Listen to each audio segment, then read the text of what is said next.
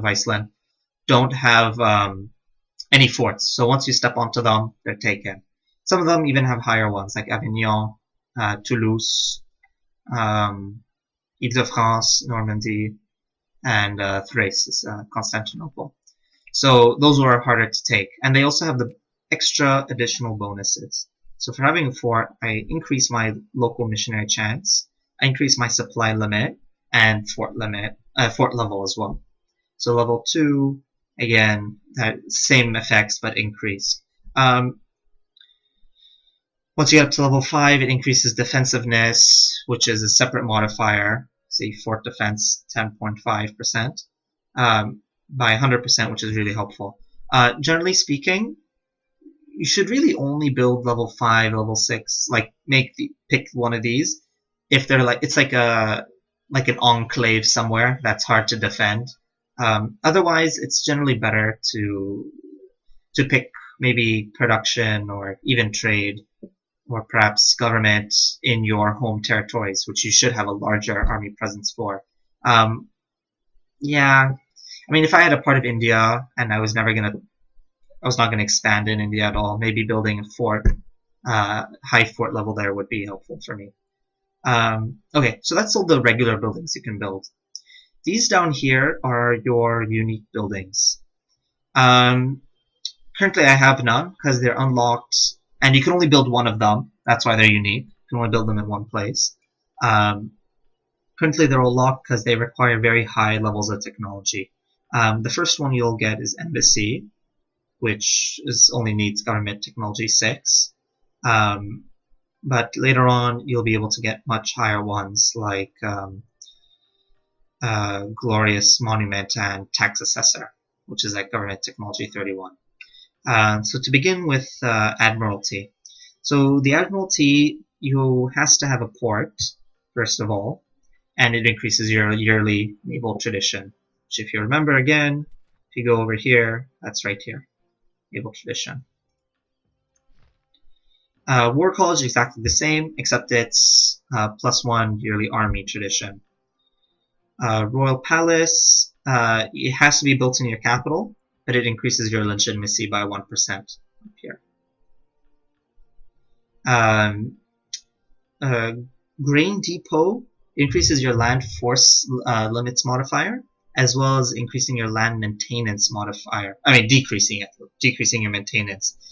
Grain Depot is really helpful to have, just because of that minus 20% land maintenance modifier. But again, you need to produce grain in that province. So I'd be able to build it in Murcia, for example. Oh, is it capital province?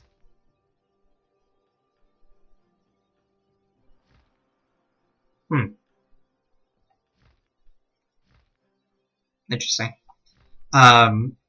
March. Marches have to be built on cores. They're definitely helpful to have bordering someone. Marches basically give you a ton of defensiveness, a huge defensive bonus, and a huge increase to manpower. So definitely build a march, especially if you have a very hostile neighbor.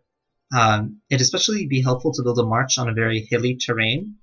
For example, in Vizcaya, see it's 59% hills, because then if an army is sieging it, they'll be taking a lot more attrition. So try to build it on something that has very high attrition and very low supply limit. So on the Pyrenees would be perfect, actually, if I controlled Pinero or Girona or Navarra even, because they both have very low supply limits and very high attrition. So definitely try to build it on a border with another country, and try to build it in a place with very low supply limit, so that they'll be sieging the province longer and taking more casualties over time.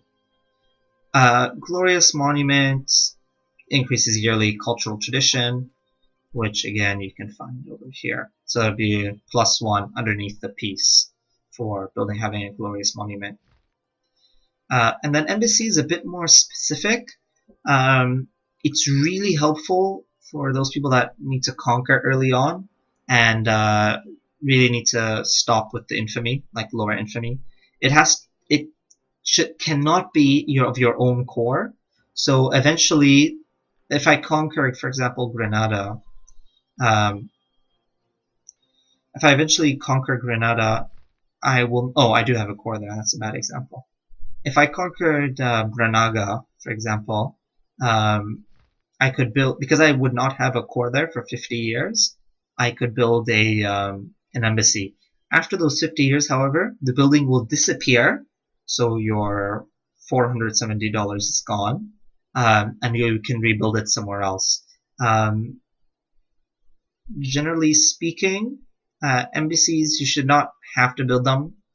I mean, the +1 diplomats is a good thing, I suppose, but unless you have very high infamy that you really need help lowering it, it's especially helpful if you're in the Holy Roman Empire, and you have that imperial liberation problem.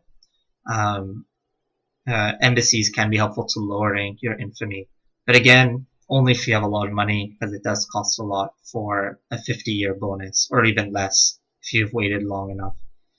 Tax assessor is really helpful. Not only does it reduce inflation, but, well, it has to be a capital province with at least a base tax of 10, but that's not hard to achieve by government tech 31. But tax assessors are really helpful for the end of the game. Once again, I'd like to remind all of you that to build just one building, you always need one magistrate. It spends one. And also, these unique buildings are very expensive, especially the ones that come later on. Like War College, 940 ducats. Later on, you will be richer. I mean, depending on the country you're playing. But you should always keep in mind that building one of these is a real investment for the future. So only place them very wisely. Anyway, so that's unique buildings. Manufactory is these type of special buildings, which they're like unique buildings, but you can build them in many places, and they're really expensive. They're all very expensive, 940 ducats for all of them. They're very expensive, but in the short run, they can help you a lot. If you can get one of these very early on in the game, they can really help you. Luckily, Castile, because this is 1399, there have already been universities around the world. So Salamanca already has a university. I can destroy it if I want and rebuild something else there if I want. But as you can see it by the university building in Salamanca. So that means that there is a university there. So what universities do gives us manufacturing income bonus of $6, population growth 1%. But what it especially helps with is government tech investment plus 5. So again, going here, that'll increase that by 5. That number, you'll see 16.4. It'll increase that to 21.4. So universities are really helpful, and manufacturers in general. So that's a university. Fine Arts Academy, you have to be at a very high government tech again. Again, increases manufacturing income bonus, but monthly stability investment plus 5, then population growth plus 1%, yearly cultural tradition plus 1%. Textile manufacturing, population growth is plus 1%, production tech plus 5%. For textiles, and for the rest of these actually, as you can read here, it says doubled in provinces producing wool or cloth. I would especially encourage you, especially since you're going to be spending 940 ducats on these buildings, build them where you're building wool and cloth, unless it's like a really bad idea, like if you have very few provinces or something.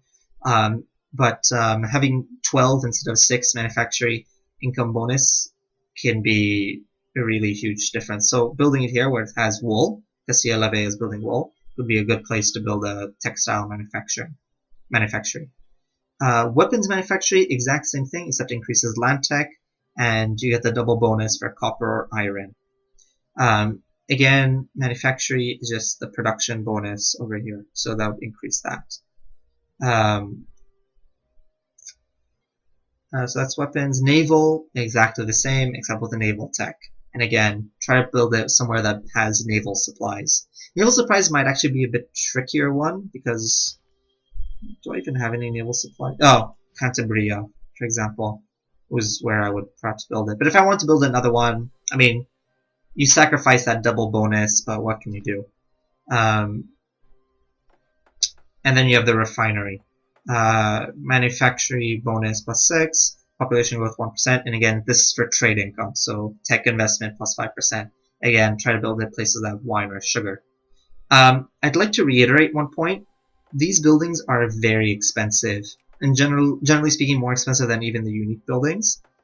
In the short run, they can help you tremendously, like I would say until 1700, 1750 even. They can help you a lot because not many people will have them, and having that extra tech boost will really launch you to stardom. Word of caution though, if you are going to build a manufactory, try not to build it anywhere close to potential future enemies. You do not want it to be annexed by someone else. In fact, the AI might even actually go after a manufacturer you have just to have it.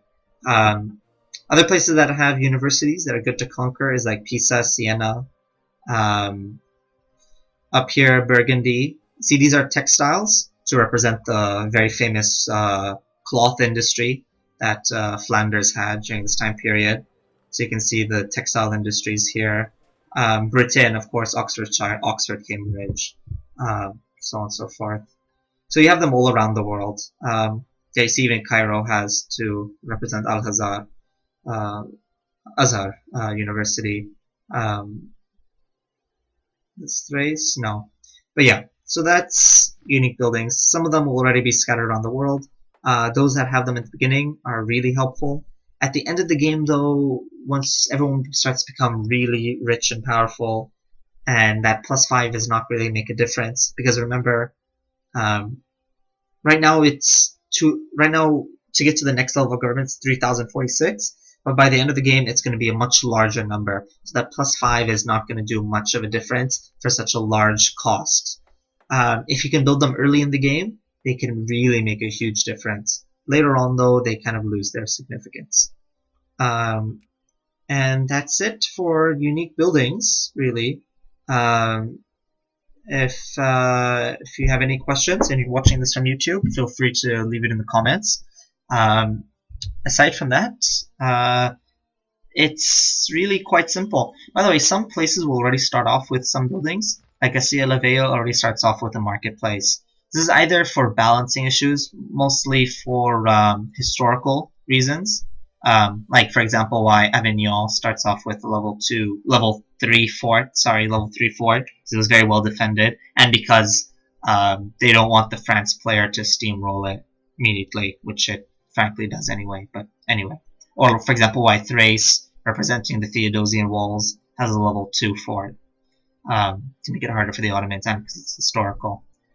So that's that. So that's the end of the buildings thing. I'm now going to actually start the game, and I'm going to go immediately to war with Granada and quickly show some of the mechanics that are part of that. So if you're watching this on YouTube, feel free to just stop watching here. Okay, so for those of you that have stayed, we are going to actually start the game. So I can start it right here. Whoop, France is, we've entered royal marriage with them, and with Portugal. Prussia is asking for an alliance. No, thank you. They're too far away. Can use a better one elsewhere. I'm going to consolidate my army in Cordoba, and I'm going to begin building more troops. Okay, good relations with Portugal. I gain 1 stability.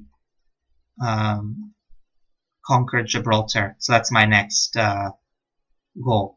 We must recover the lands that are rightfully part of our nation, or people will not take us seriously. So I get a casus belli conquest against Granada. This is actually not a very good mission, because we want to conquer all of Granada, not just Gibraltar. But nonetheless, we now have 3 different ways of declaring war on them, which we will do after I make a larger army. It's not very necessary, but I'll show you the mechanics of doing it. As we can see up here, I have 6 infantry and 2 cavalry, and this is 1 extra guy, so I have 7 infantry.